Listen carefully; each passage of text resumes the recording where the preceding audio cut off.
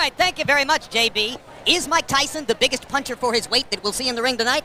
Maybe, maybe not, because Manny Pacquiao is the biggest punching 122-pound fighter to have come along in a while. Tail of the tape, Pacquiao with a 10-year age advantage over Jorge Eliezer Julio. Pacquiao an inch and a half taller. Julio with long arms and a 1-inch reach advantage. Julio weighed in right on the 122-pound limit. Pacquiao unusually a pound and a half under. And tonight, Pacquiao unofficially weighs 129. Julio, 130. Rules for the bout with Bobby Chaz. This fight is going to be governed by the unified rules of the Association of Boxing Commissions. The scoring will be a 10-point must system. There will be no standing 8 count and no 3 knockdown rule. Fighter cannot be saved by the bell in any round. Only the referee can stop the fight. In case of an accidental foul, we go to the scorecards after round number 4. First to enter, Jorge Eliezer Julio, fighting now out of Montebello, California. Originally from Magdalena, Colombia, and Barranquilla, Colombia, where he grew up. 44 wins, 3 losses for Julio, but 45 of those 47 fights in lower weight classes. He's only moved up to this 122-pound class for his last 2 fights, and he got 1 win, and then a 10-round decision win over Darryl Pinckney. Darryl Pinckney's got to be the best 25-win, 29-loss fighter anywhere in the sport. Well, I'll tell you what, he's not a bad fighter. He's very experienced. I saw him fight and did his fight against Tappy. He'd keep it close. He's game, 10 box, a little power, decent chin. All around, not a bad fighter. Julio lost to Johnny Tapia 2 years ago.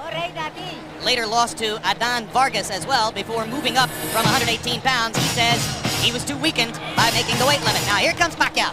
In his last fight, he was the victim of a brutal siege of fouls by Agapito Sanchez in a fight which wound up in a technical draw in San Francisco. The fight was on HBO. It had the strong-minded Larry Merchant calling for Sanchez to be banned from boxing. Well, I don't know about banned, but I'll tell you what, that was a really dirty fight. I saw the tapes of it, and it looked like it was a street fight more than it looked like a boxing match. Prior to that, Pacquiao burst on the scene electrically in Las Vegas on the undercard of Lennox Lewis's knockout of Hasim Rahman with a sensational performance against Leshanola Ledwaba of South Africa. Ledwaba had looked like maybe the best in the division. Pacquiao blew him away. You know what? He might have gotten old in a day, Ledwaba, but either way, he got hit by a freight train, and that young kid came at him with punches and bunches from every angle. Aggressive, sharp, strong. I was very impressed. Unusual fighter, big punching southpaw. You don't see them all that often. It'll be Pacquiao's power against Julio's experience and craft as we get ready for this one. And on this unusual hybrid night, the heavyweight championship fight from Alice in Wonderland, another ring announcer, Michael Buffer.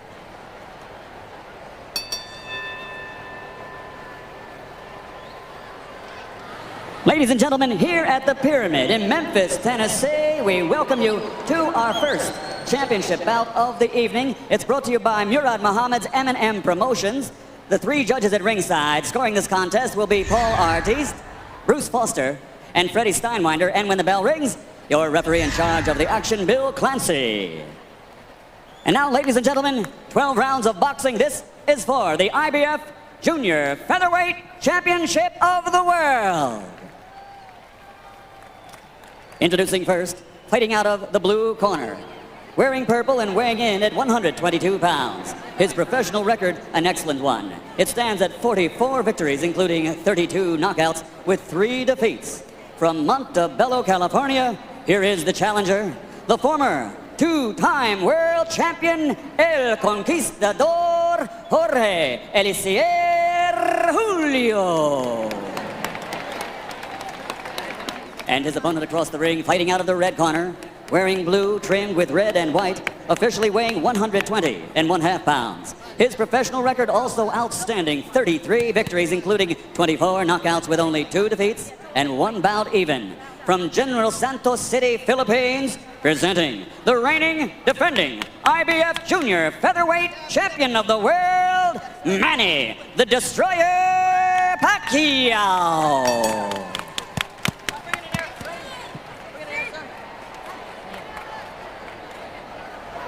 Okay, gentlemen, 12 rounds for the championship. We went through the rules in the locker room. I want a good, clean fight. Protect yourself at all times. Punches here are okay. Punches right here at the top are okay. Any questions? No question. Touch gloves. Good luck. Ready, go, Freddie. Bruce, Paul, you ready? Pacquiao trained by the veteran Freddie Roach, former protege of the great Eddie Futch, regarded by some as one of the very greatest of all modern trainers. Eliezer Julio, a part of the stable of Ricardo Maldonado. who sent many top fighters into the ring. Box! Maldonado was also the manager of Agapito Sanchez, who fouled Pacquiao so ruthlessly in San Francisco, and Freddie Roach said to us yesterday, I wouldn't be surprised if Julio tries to do the same doggone thing. Guilt by association, maybe? Or just trying to get Pacquiao ready to be more protected this time, perhaps. Freddie says he would like for Pacquiao to learn to foul a guy back when he fouls him, but Pacquiao's too sportsmanlike to do so, he says. Well, I can't imagine anyone fouling me when I were fighting that many times, me not like get one back, so this must be a real good kid. Big left hand by Pacquiao. Julio stops him and distracts there with a left-hand counter. Both fighters using their jabs early, and I think Pacquiao has already gotten some of Julio's respect for his power. I think so. You can see that Julio has got a concerned look on his face. You can see a little bit of strain in his eyes when he gets hit with some of those punches. Pacquiao can punch. When you come up to 122 from 118 and you get Manny Pacquiao in your third fight in the division, you may be biting off something more than you can chew. But Julio has a lot of knowledge and a lot of craft. Oh, big left hand by Pacquiao. He got countered by a nice left hand counter by Julio.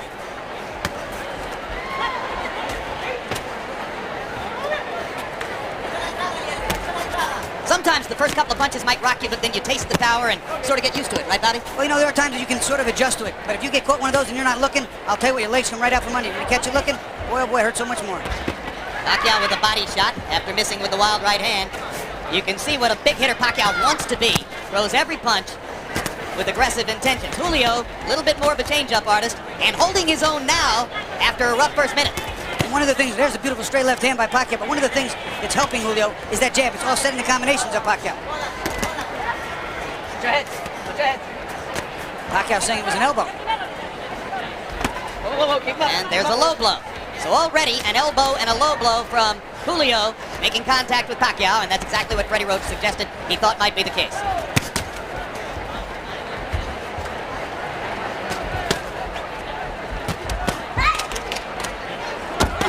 When you punch that hard, as Pacquiao is, it takes a lot of energy to start those punches. Oh, that's a huge left-hand shot. And the right-hand shot. No knockdown. Don't pull him down, Manny. As I was saying, it takes a lot of energy to start those punches. If you don't hit something, it takes the same amount of energy to stop it. And you could get prematurely fatigued. You have to make those punches hit something. Body shot by Pacquiao. Julio seems a little bit flustered by Manny's power. And the first round comes to a close. Okay. And when we go to Manny Pacquiao's corner, where they may speak some Tagalog, our interpreter is Ernie Kalu. All right, rinse it out.